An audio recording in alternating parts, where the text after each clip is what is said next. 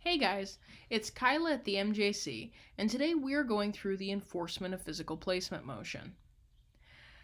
Or at least the filing instructions for the enforcement of physical placement motion. But before I get started, I do have two caveats, two just little pieces of information to give you guys. The first is, as always, nothing in this video is intended to be legal advice. This is really a purely procedural information video about how to file the documents once you've completed them. It doesn't go into when the documents are appropriate or anything like that, or if it's going to work in your situation, what you need in your situation, whether this is what's in your best interest or in your child's best interest. So if you have those sorts of questions, I definitely recommend legal advice. You can get brief legal advice for free here in Milwaukee County through the Marquette Volunteer Legal Clinics. If you're not located in Milwaukee County, you can contact your clerk of court to find out what resources are available in your area. The second piece of information is this checklist is current as of the day of recording, December 16th, 2020, but these are the pandemic filing instructions. So if you are in that happy future day when we are no longer in the COVID-19 pandemic, these filing instructions may no longer be accurate. If you've been given them by an MJC volunteer, or if you found them through our website, then they are most likely substantially accurate at this point. But use caution if you found them just on the open internet. All right, so let's jump into the checklist. We're going to start off with this short roadmap that just gives us some really broad general information, and then we'll go through everything in more detail. So the first thing here is the forms needed section. So what forms do you need? There's only one that you have to have, and that's the enforcement of placement motion. And you can see here, the enforcement of placement motion is this form. Obviously, your form should hopefully be filled out, but this will at least show you what it looks like. So that is the one form that you need.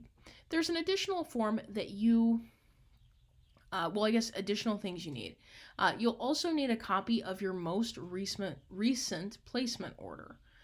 So you can see that when you fill out the form, it asks you to attach down here. I knew it was one of the bold sections. Here, it asks you to attach a copy of the most recent placement order. So you'll need a copy to attach before you make photocopies. The last thing you may have is this optional form that's called a fee waiver. There are no fees to file this motion, but there is a fee if you end up serving through the Milwaukee County Sheriff. They charge $85 to serve. If you look at that fee and you say, man, I can't afford that, you can request a fee waiver. So that's asking the court not to make you pay the filing, which there isn't one, or service fees, which there is one here. If you're looking to do the fee waiver document looks like this. I'll just scooch it over so you can see that. And it also has an order form that goes with it that looks like that. So again, you'd have both of those filled out. So you can use those if you need to. And if you are using a fee waiver, you'll need either proof of income, so a month's worth of pay stubs, or proof of public assistance, so like the Access app on your phone if you receive food share or something like that. The last things here are just the general process for filing. The first thing you'll do is gather all of the stuff that you need to file. The second thing you'll do is file everything at the courthouse. Third thing you'll do is get the other parent served. And last but not least, you'll attend your final hearing, or at least your first hearing. For some people, it may be a final hearing. For some people, it may be the first of several. So the first step is getting everything you need to file. I already showed you will need that enforcement of physical placement form. And if you intend to use a fee waiver, you'll need the fee waiver as well.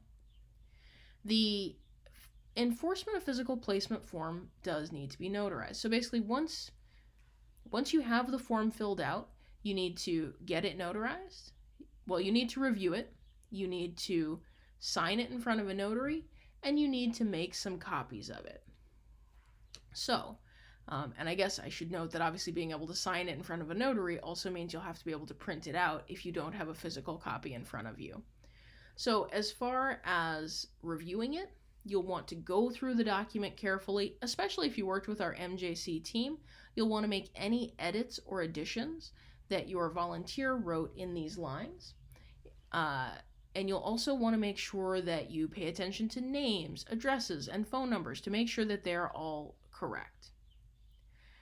Once you have reviewed it, you're ready to print it off. If you have a printer that you can use, your printer or a friend's printer, fantastic. Or if you can do one at work or whatever. If you have somewhere to print, that's great. If you don't, you can try contacting the Milwaukee County Law Library. Their phone number is 414-278-4900. They are open intermittently right now because when there is a rise in cases, sometimes they're having to close down. So we do recommend calling before you go in. And you can check with them to find out if when you're going in, if they have copying available and if they have printing available. So you'll get this stuff printed out. The second thing that you will want to do is get the enforcement of placement notarized. So there is a notary available in room 104 of the Milwaukee County Courthouse. The only thing that's a bit of a challenge with that is you do need copies. So you would have to go to 104 and get it copied. If the law library is open, you can go down to the library then to get copies. But if the law library isn't open, then if you're trying to get copies made in the courthouse, it's $1.25 per page, so it can be pretty expensive. But if you either can't go to the library, don't want to wait for them to open or something, FedEx Kinko's often has printing and copying available. Sometimes package stores like the UPS store or mailboxes, etc. You can contact your library, your local public library, to see if it is open. And we have been hearing anecdotally that some of the big libraries in the city aren't open, but that some of the smaller libraries in the suburbs might be open. So that could be another option if you have access to one of those.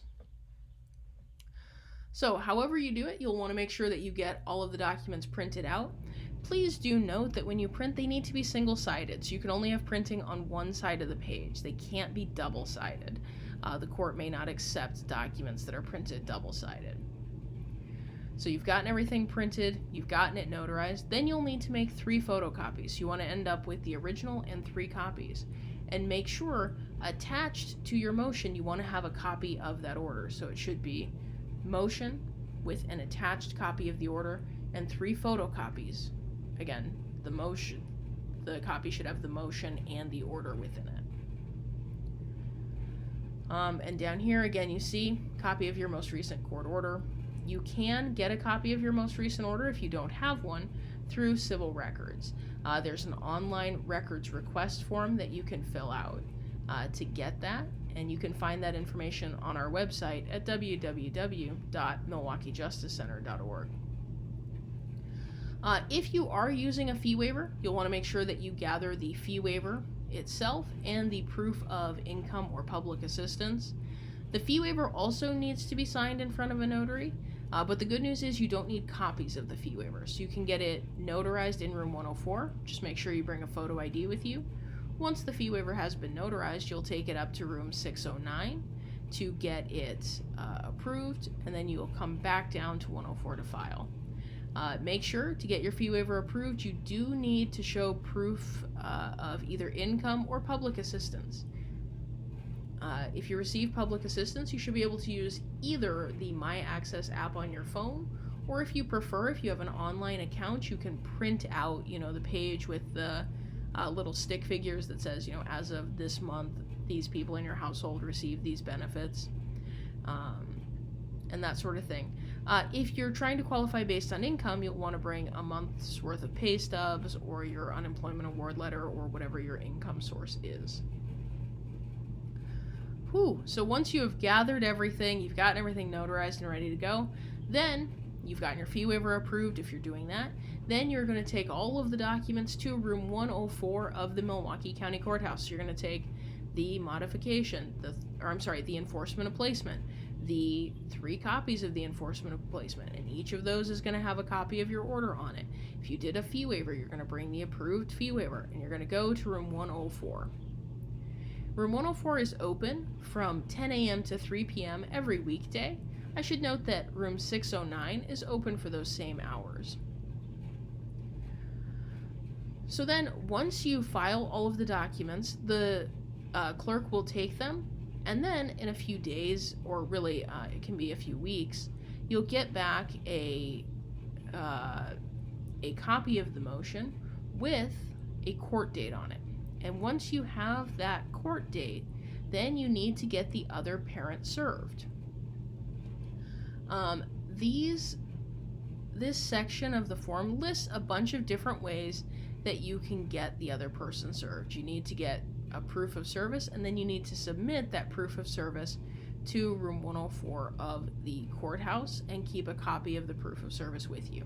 We're going to go through some of the ways that you can serve your not your spouse, the other party in your case, but please do note that not all service methods are appropriate for all situations. So if you're not sure, you can email us at mjcdivorce@gmail.com, or you can reach out to any of the agencies that provide brief legal advice. You can serve through the Milwaukee County Sheriff. They are located in 102 of the safety building. If you're going to be serving through the sheriff, you do need to have an address for the other person.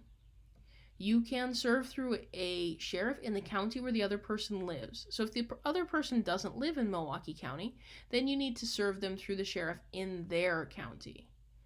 And same thing, they would need an address as well. Both variations on the sheriff do accept the fee waiver.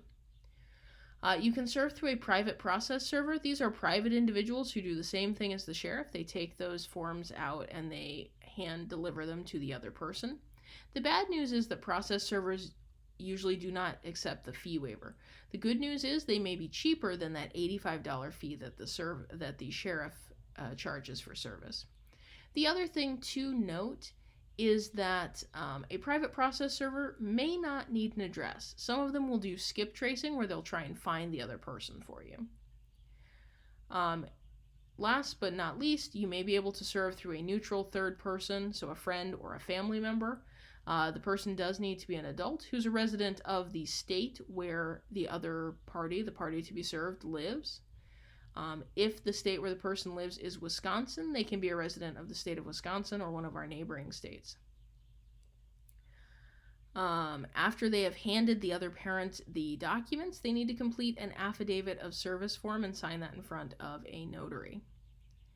And you can see it does talk about service through child support. That's not appropriate for this form, so we won't go into those details. As far as attending your hearing, right now during the pandemic, most hearings are happening by phone or by Zoom. The court will provide you with instructions on how to connect to the Zoom meeting, either connecting by video on a link or calling into that meeting. All right, well, that's everything that we have here. I hope that this was helpful for you. If you have additional questions, you can always reach out to us during the pandemic at mjcdivorce@gmail.com. Until next time, thank you guys for watching. I do hope that it was helpful, and I hope that you all go out and represent yourselves well.